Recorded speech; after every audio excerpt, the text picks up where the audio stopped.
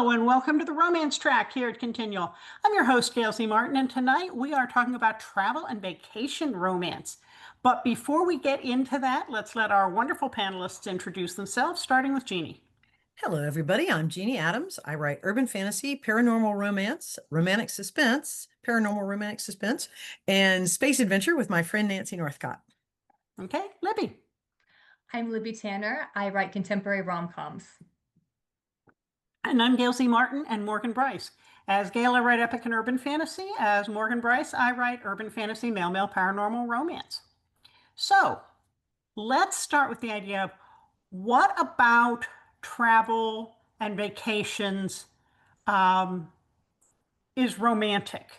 I often think of missed flights, TSA, lost luggage, you know, some things that aren't necessarily romantic that go with travel.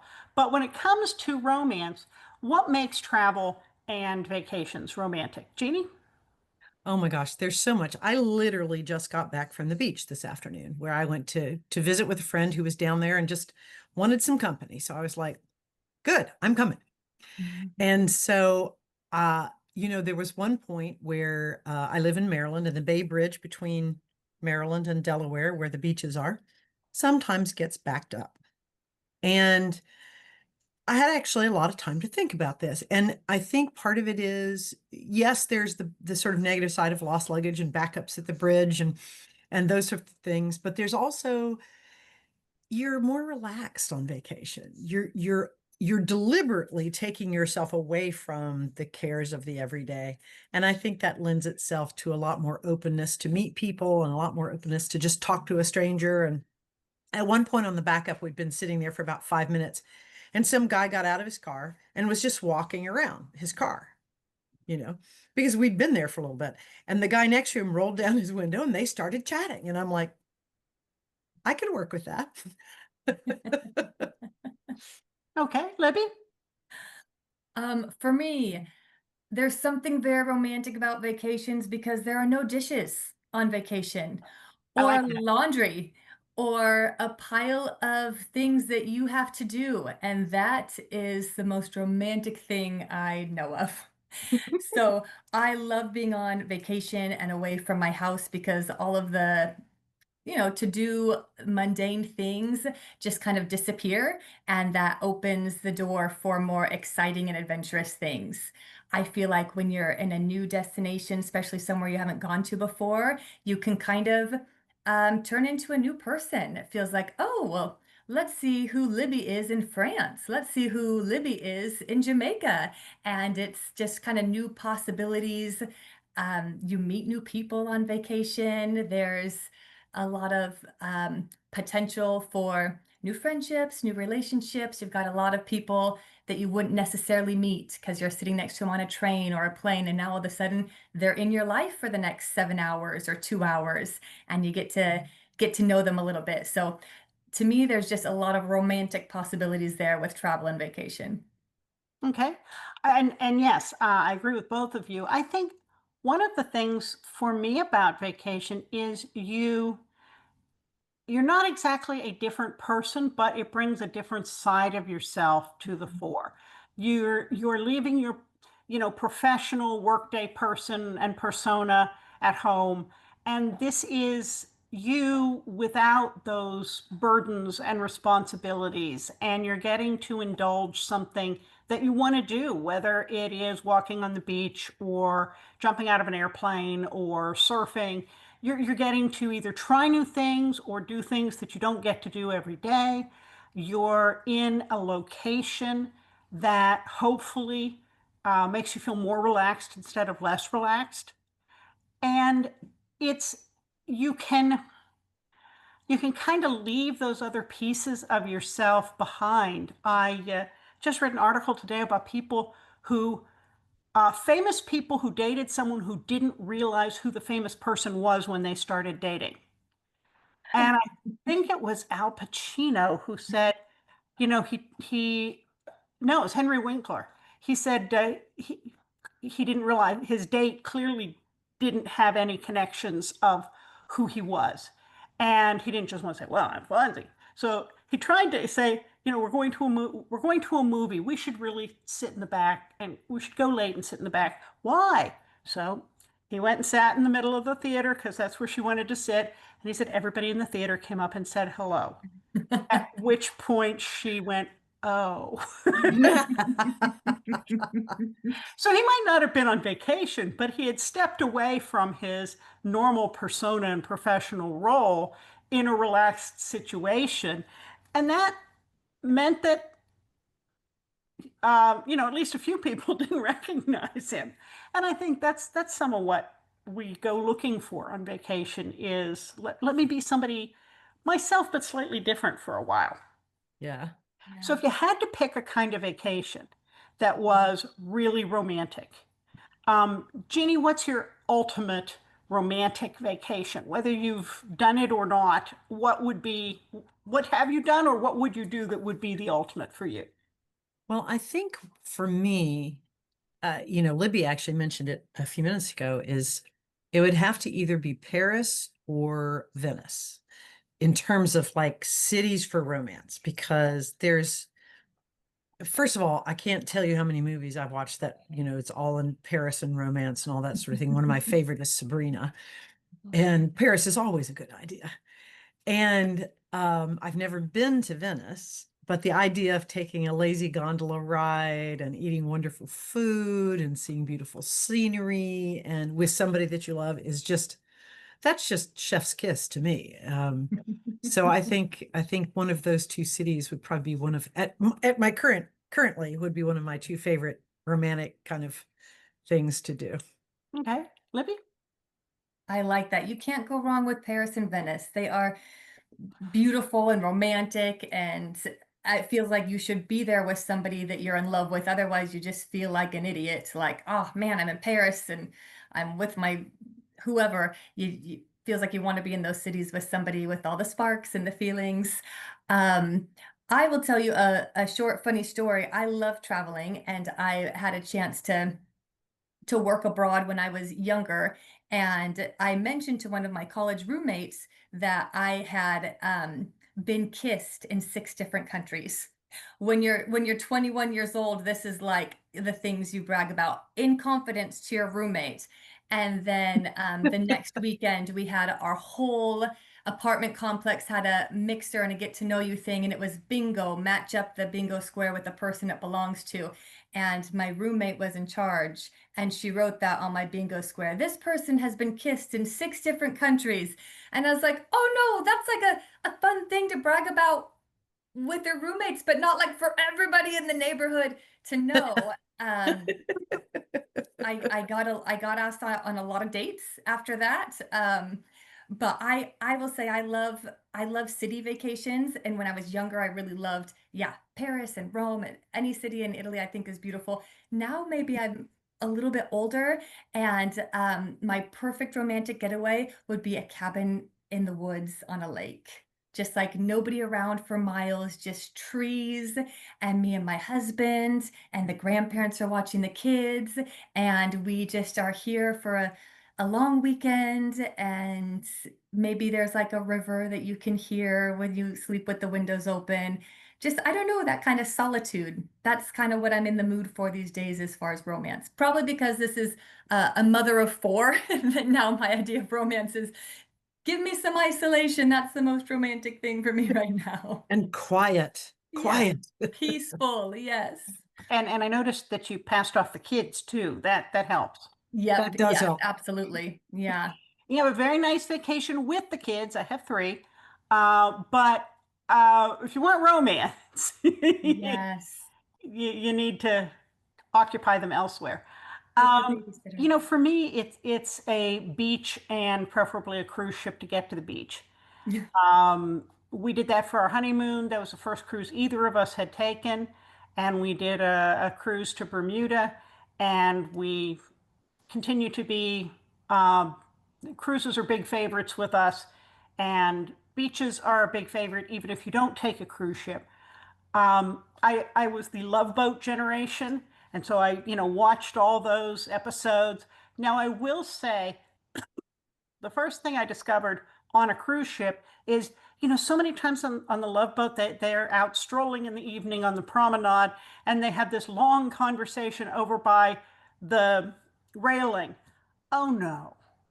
If you've ever been on a cruise ship at night in the middle of the ocean, you walk up to the railing and go, holy crap. And you walk back very, very carefully because it's very dark. Sometimes so dark you can't see anything above or below. And all you can think about is, I bet there's sharks under there. You do not want to hang out over that railing, exchanging jewelry or something. You want to be way back from that railing. But other than that, I have found cruise ships to be very romantic. And part of it is just there's somebody taking care of your every need. People bring you things, you look hungry. Here, do you want a menu? Um, so you're pampered Yeah. and you get to be in a level of luxury most of us don't have every day. And all of those normal responsibilities aren't there. Plus, you get beautiful scenery and a beach. So I'm going to go for that for my ultimate romantic vacation. Umbrella drinks, man. Absolutely. Yeah, umbrella drinks and little snack platters. Yes. And, Libby, I think you really hit on it too, is that it's that absence of things that are lurking that you have to do, Right. that you have to do. I mean, that in itself, just being in a space where you don't have that can be incredibly romantic. Well, and that's one of the reasons I love cruising is because you have people who pay to have internet on the cruise. I would pay extra not to have it because I love being unreachable. And I remember the very first cruise I went on with my husband after we moved to Florida, as we hopped on, and I had this feeling of there are 5,000 people on this cruise ship, and none of them need anything from me. And all the people who maybe need something from me don't know where I am, can't reach me. I'm off the grid. So I love cruise ships for the no internet, completely unreachable. Again, it's the isolation, I guess, that I enjoy, but peace, the peace that comes Peace, from yeah. putting the rest of the world at a distance for a little while. Mm-hmm. What would be your second favorite type of romantic vacation? Jeannie? Well, one of the things I really, really want to do, have not yet done, speaking of cruising, is to do one of the river cruises. Yes. And my husband and I are both huge history buffs. And we have talked about that several times, and maybe we'll probably do it sometime in the next year or so. But to be able to, as you've both said, be on a ship where people are going, would you like something? May I bring it to you? As opposed to being the one who says that to everybody. I'm getting up. Do you need anything? And having just that sense, and Libby, I think you've really hit on it, that sense of not having to be responsible for anybody. And even if you are on a ship with 5,000 people, none of them need me for anything, like you said, and they don't know me. So if I choose not to talk to them, it's going to be okay.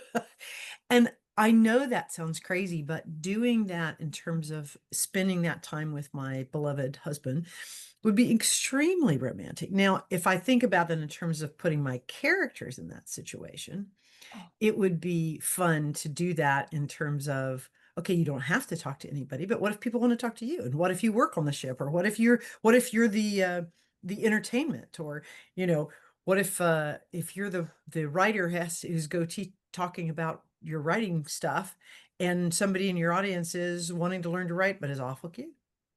I mean, there's so many ways to play that, even if you're seeking solitude, to end up finding somebody who likes solitude as well, or is such a history buff that they're on the same cruise because they love history but they're afraid of the boat. That would be so much fun to do. Libby? Okay, that's actually making me think of a trip I took with my husband. So if we're not doing like a peaceful, relaxing weekend in the cabin, something that we like to do is kind of more adventurous, Indiana Jones type vacations. So we went to Petra in Jordan Ooh, and cool. hiked through and saw all the ruins, and yeah, like actually Last Crusade Indiana Jones, and it was really awesome. We felt like really cool and seeing all these things. For our 10-year anniversary, we hiked Machu Picchu, and that was so Wow. much fun. And so I love these kinds of adventurous things. But Jeannie, you're making me think of this, a cruise passenger who's afraid of boats. It was my 10-year anniversary, so I'd been married to my husband for 10 years. Somehow hadn't put it together that he is terrified of heights. And we discovered this while hiking Machu Picchu. And Oh, it no. was one of those funny things that like should be in a book, a character who's on a hiking trip across the, Inca Trail and is terrified of heights. It was really funny, actually. It was really funny. I think I'm gonna see if I can work that into one of my books because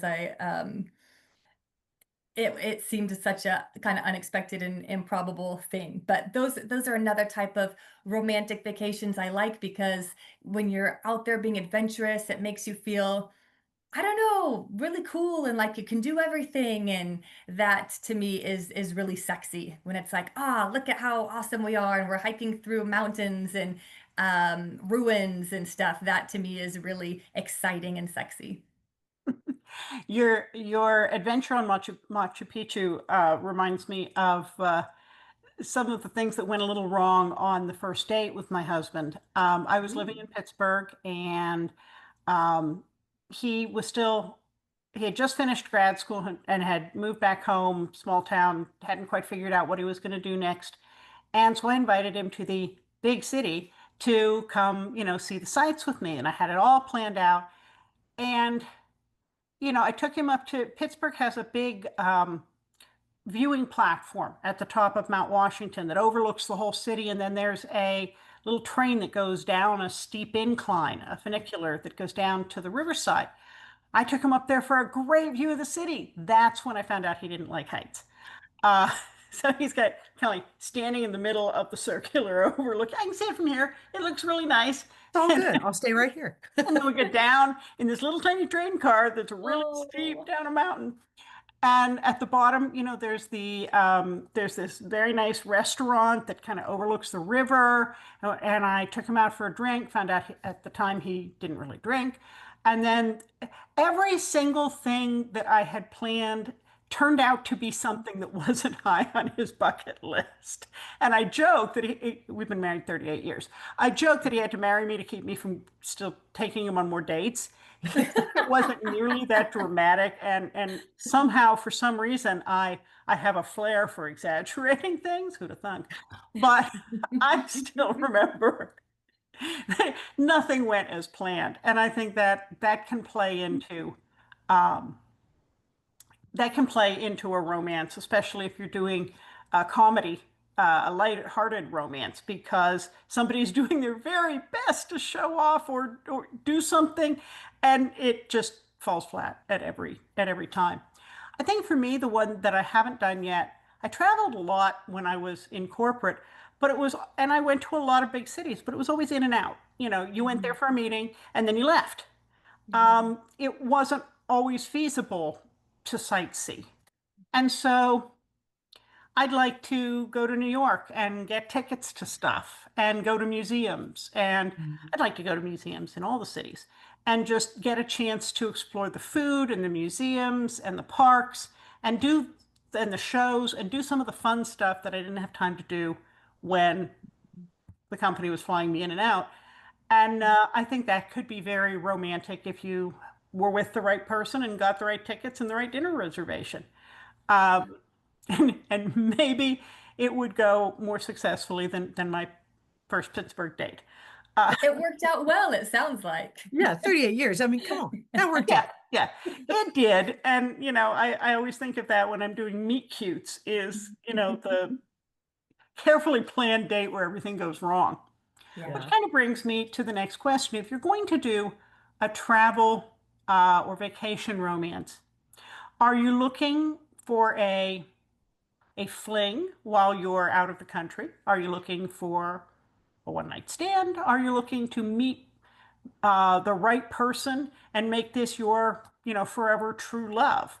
Mm. Because all of those things can happen with a travel or vacation romance. After all, when this is over, you're both going home. Now, where does it go from there, Jeannie? You know, as you said, I think you can do so much with it. You can have a one night stand fling. I'm going to be in the Bahamas and I meet somebody on the beach and we end up, hooking up, only to find out that they live in my town, or that we're seated next to each other on the flight home, or any of those kind of things. There's so many ways to play it where you think, you have your character think, well, it's one and done, and therefore I can be myself completely. Well, what if that person really likes who you are completely? Mm. And that's the start of a really wonderful thing, even if you live in Poughkeepsie and they live in Detroit. And you can play with that so much as a writer. With what if you're going, on a bachelorette cruise to meet somebody that you might really, really want to fall in love with, and instead of meeting that person, you end the cruise and you're coming off of it disappointed, and you meet the cabbie who ends up being the love of your life. I mean, there's so many fun ways as writers that we can sort of tweak the trope, tweak the expectation of what happens if it's, I just want to have a one night stand. Well, what if he really wants more than that, and the only way to get away from him is pretend that this other guy is your husband, or you know. And I think there's so many fun ways that you can do it. I mean, obviously some have been done, but some haven't. And I think there's a lot of fun ways to do it. And I particularly like planning on it being a one night stand and just a vacation fling, and then having it become something more quite quickly. Well, everything's been done. It's Yeah. just, how can you do it differently from how everybody else did it? Yeah. Which is the fun part for me. Mhm. Libby?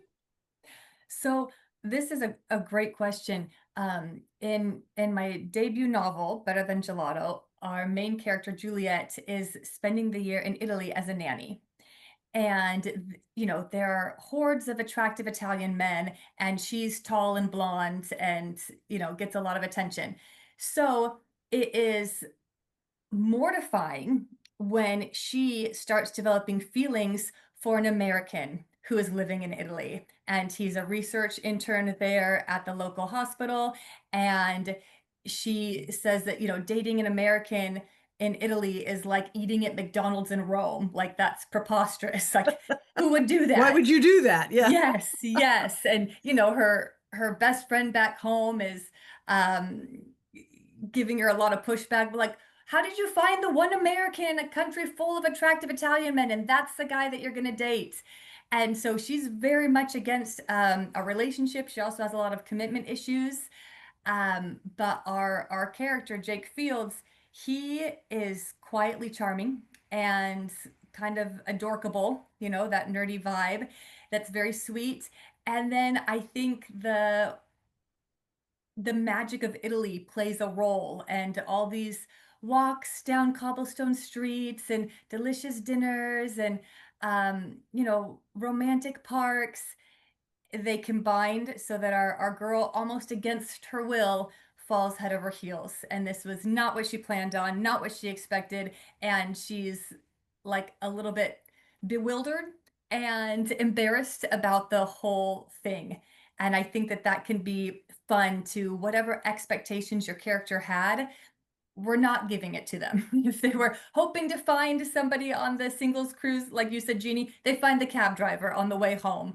Or they had in mind that it was this person, but then it ends up being somebody else. Or they want to be single, and then somebody comes and sweeps them off their feet. I think that's a fun thing to do, with characters in romance novels in general. And travel is especially ripe for a lot of those things, because you have people passing, not there for long term, or you thought they were and then they aren't, and then you kind of have to grapple with, okay, the vacation's over. In our case, Jake and Juliet, they spend a magical year in Italy together, and then they're both back in the US, and he's in New York and she's in California, and what do they do now, and who's giving up their plans and their dreams to move across the country to be with the other one. So it's good for creating a lot of conflict and tension in these relationships, which I think makes it a fun read. I think all of those can be really fun in terms of relationships. I'm also partial to people who go to a vacation location to get away because something, they're trying to clear their head, get a fresh start. Something bad has happened. They want to get away from it, and darned if they don't run into somebody that they can't help falling in love with. I've done that in two series. One that is set in Cape May, New Jersey, and the other one that's set in Myrtle Beach, both of which are big vacation paradises. But in both cases, one of the characters is coming off a bad breakup and just don't even mention romance to him. He just wants to go to the beach and have a few drinks and stare at the ocean and just forget everything. And in Treasure Trail, the Cape May one, the other guy has been a cop and a New Jersey private detective, and he just had a run-in with the mob, and so he's going to kind of give all this some space and go manage his aunt and uncle's rental real estate company. And darned if they don't meet up and hit it off. And the mob still shows up because, as Ben says, "Hey, it's New Jersey. Come for the beaches, sleep with the fishes." But That's a great line. Right. That's right. thank you. But in that case, I get to explore two very popular vacation locations from the perspective of people who now live there and deal with the ghosts and the unsolved cold cases and, the occasional mobster that shows up. I'm probably not helping Cape May's tourist attraction, but that's kind of a different thing where you've got people who intended to just be there temporarily on vacation, no commitment, and then they end up moving to the vacation location, and that kind of changes their perspective on everything. Mhm. So, what are some of your favorite things to do on a vacation, regardless of where you are? Mhm. Or do you have characters who dare to do things that you don't? I mean, you climb Machu Picchu, so I'm not sure what's left to dare, but I'm gonna throw it out there. Oh, I have a list. I have a big list. Okay, Jeannie? Oh gosh, some of my favorite things to do on vacation, actually, Libby has already mentioned, is just go somewhere and do nothing. Because the last few years, my life has just been utter and complete chaos. So actually going someplace and just not having a schedule and not doing anything, nirvana. But I really love adventure vacations, like Libby was talking about. I love to go someplace and learn about the history, taste wine, go on a wine tour, go on a whiskey tour. I love going to places that I've never been and finding the odd little corners of the world, like, going to Chicago and finding the mobster trail, like where were all the mobster places in the town. And they actually have a tour of that. And going to New Orleans and going to the cemetery tours and the shop, seeing all the different shops that have all sorts of different cool things. And I've never been for Mardi Gras, although it's not really on my bucket list because crowds and lots of people.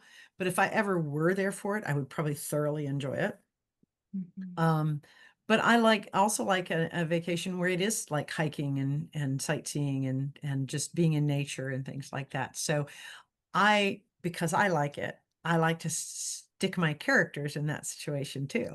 I like to send my characters off to the wilds of the Welsh marches in England and be at a hotel, one of those old castle hotels, and see what kind of ghosts pop up or what kind of mischief happens, or send them to be visiting in a small town in New England where there are more witches than normal people. Uh, all of those things I've done. So I love doing that kind of thing and putting the vacation as a time out of your routine that then becomes really out of your routine. So, and I don't mind that for myself either. Yeah. Okay, Libby? Okay, my favorite thing to do on vacation is eat. I am a big travel eater, and it's one of my favorite parts. The frustrating thing I will just say is then you have something that's so amazing and then you're like craving it for the next years. I had this dish in Cusco called lomo saltado, and I honestly, like, I tried to make it at home, it was not the same. We just recently found a great Peruvian restaurant nearby us that makes this, but I was craving this dish for honestly years. So that is the downside of falling in love with these dishes you go. But anywhere I travel, I love to try the food. I love you know, and I'm not really a food snob. So like I love trying the street food. I love trying the weird packaged snack food. I love trying different restaurants, but to me that's such a big part of the culture. So that's my favorite thing to do on vacation.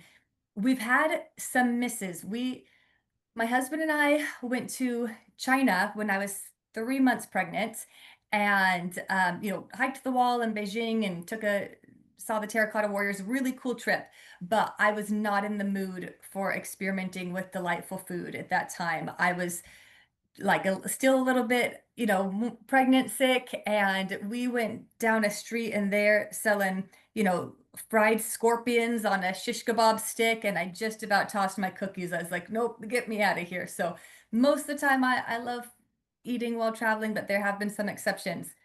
And then the other thing I really love to do, um, is market shopping. I love shopping, but not like in designer stores. I'm not interested in the Gucci, Versace, but Milan's got some really great open air markets. I spent a week in Egypt, and they've got one of the biggest markets in Cairo, that was just crazy. But I love market shopping and open air markets and the kinds where you have to haggle with them. Although I'm terrible at haggling, I'm always pay too much. I'm sure of it, but that to me is really kind of a fun, like high adrenaline sport almost at some of those markets, the finding your things and then haggling the price. So I love doing those sorts of things on vacation. Well, all of those things sound absolutely wonderful and absolutely yes to trying new food. Um, but I think one of the things that has been when we had three kids in tow and we would do Disney World or we took them to Europe, I was the master planner. Everything was Mm, planned and we had the itinerary and we had the tickets and, you know, um, we didn't waste a moment. And they're probably still traumatized by that. And yeah. now the kids are all gone, they're off doing their things. And last couple of years have been very stressful. So Larry and I went on a cruise and did the unthinkable. We didn't get off the boat. We didn't go to any of the shore destinations. We didn't because we didn't want even the stress of I have to be at a certain place at a certain time. Oh, we have to get there so that the transportation doesn't take us or leave us. We don't want to miss the boat. We Mhm. let everybody else get off the boat, and then we took all their nice seats at the pool. Uh, now we had a whole bunch of choices. And that was really addictive. We got all the great Mhm. parts of being on the ship with the entertainment and the food and the drinks and the views, but we didn't do any of the stressful part. And that was, I didn't feel like I missed out because I had been to similar destinations, not exactly those, but similar enough. Um, and it was really freeing not to be the person with the whistle and the itinerary. Yeah, So that was kind of a different thing for me. Um, and I think in terms of locations, you know, it's also kind of fun to think, what if I've got a character who went up to the Adirondacks for solitude. I grew up camping there, and it's absolutely gorgeous, and gets followed around by this fox. The fox comes sniffing at his campsite, and every time he looks up, there's this fox. He goes into town, stops at a bar, meets this really gorgeous guy with like reddish blonde hair and a reddish blonde scruff. Yeah, he's a fox shifter. So sometimes worlds collide. that's awesome. Oh, so are there any particular locations you have used in some of your romance books or that you would like to use in your romance books that we haven't covered yet? Jeannie? You're muted. Oh, Sorry, the dogs were barking for a minute, so I muted myself. I love the Adirondacks, and I'd like to use those. I love the Finger Lakes of New York, which is up near Rochester, and would love to use that area. Lots more of New England. I've used New England, but I'd like to use more of it. I'd love to go to the Pacific Northwest. I've never done that, and I would love to go there, and then once I've been there, use it in a book. And I have loved using some European destinations, and that's never a bad choice either. So Yeah. Okay, Libby? well, I just have the one series out, which is the Ciao Bella series, and it takes place in Italy. And I lived in Italy for a year and a half when I was younger, and so that's a place that I love and enjoy, and there's a lot of things to write about there. A destination I would love to write a rom-com in, and a place I'd love to go myself is one of those very fancy overwater bungalows, right? Like in Tahiti or Bora Bora. That is on my bucket list. They're obscenely expensive, so we haven't pulled the trigger to do that yet. I don't know if we will, but I think that would be a really fun place to put a romance novel. But I love the rom-coms, so this would not be a romantic and peaceful vacation for these people. Everything would go wrong. There would be disasters. There would be all the things to upend this perfect, ideal overwater bungalow vacation. And I think that would be a really fun time to write that kind of, this is my perfect vacation, romantic trip. Now, how can I sabotage it? That would be a fun project. yes. So, funny story about that. When I was a kid, my dad had his midlife crisis Mm. and announced that we were all going to Tahiti. Oh, Gail, And tell me more. Tahiti and Moorea, and we stayed in one of those lovely little overwater bungalows. And there was the food and the music and all this. Now, Tahiti, at least, and this was a long time ago, but it's not industrialized. There Mhm. aren't big cities. Um, it's a vacation location. It's an island. My dad was a hard charging kind of person. He couldn't let go of that. He did not know how to relax.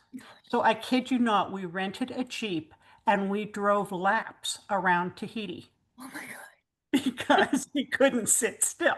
We freaking drove laps around Tahiti. That's a So, character right there. That's a yeah, Yeah, fantastic totally. character. yeah. So I have a little skewed memory of that peaceful island. Saw it over and over and over again. But I agree. Under normal conditions with a normal person, that would be a lot of fun and very romantic. Um, for as many times as I have enjoyed going to Florida's beaches and vacation locations, I've never used one in one of the books. And now I'm just thinking, how can I send them there? Vero Beach is absolutely one of our favorites. I'm a huge Disney fan, so take me to the mouse, take all my money. Okay, um, but that could be fun too. Well, folks, believe it or not, we have blown through our time. So I want us to go around and please tell us where you can be found online, and if you have a new, recent, or upcoming book, let us know. Jeannie? You can find me at jeannieadams.com. You can find me here on Continual a whole lot. You can find me on all the socials under Jeannie Adams or JPA Griffin, which, easy. You can just do Jeannie Adams and it'll come up. As to new and forthcoming releases, I had a story come out in November with the Mercedes Lackey anthology Feuds, and I have one upcoming in November with another Mercedes Lackey anthologies. That is hard to say fast. And this year's anthology is called Smoke and Mirrors. And I should have another space adventure with my friend Nancy Northcott coming out sometime this fall, either Speaker for All or Eden Secret. We're not sure. We're neck and neck trying to get them out. So we'll see which one comes out first. Awesome. Libby? Okay. You can find me on my website, libbytannerauthor.com, and you can sign up for my newsletter, which is Letters from Libby. And it's actually not about my book or my writing, it's about helping women identify their passion and chase their dreams, which is something that I'm passionate about myself. So it's a weekly dose of inspiration, research, motivation, all reasons why you should figure out what it is you want to do with your life and then chase it like your soul's on fire. So that's libbytannerauthor.com, and you can sign up for my newsletter. And then I'm on Instagram and Facebook as Libby Tanner Author. Awesome. And my debut novel comes out 1 week from today, August 19th. And Yay! that is Better Than Gelato, and the story that I mentioned before of Jake and Juliet. It is the first book in the Ciao Bella series. Bigger Than Versace comes out in 2026, and then Brighter Than Times Square comes out in 2027. Nice. Congratulations. Thanks. I'm Congratulations. so Yeah. excited. It's been a really exciting year. Oh, that's fantastic. Well, I'm pretty easy to find at gailzmartin.com, morganbrice.com. If you spell them right, you'll find me on all of the major social medias. I've got two recent releases. One is Gail and one is Morgan. The Gail release is co-written with my husband, Larry N. Martin, and that is Times Change. It's in the Joe Mack Shadow Council Adventures. And the other one, the Morgan Brice, is in my Witchbane series, and that is Cursed. So two new releases that are both currently on tour at the moment. So thank you both so much for such a wonderful discussion, and thanks to all of you for watching and listening. There will be more romance on Continual, so we'll see you online.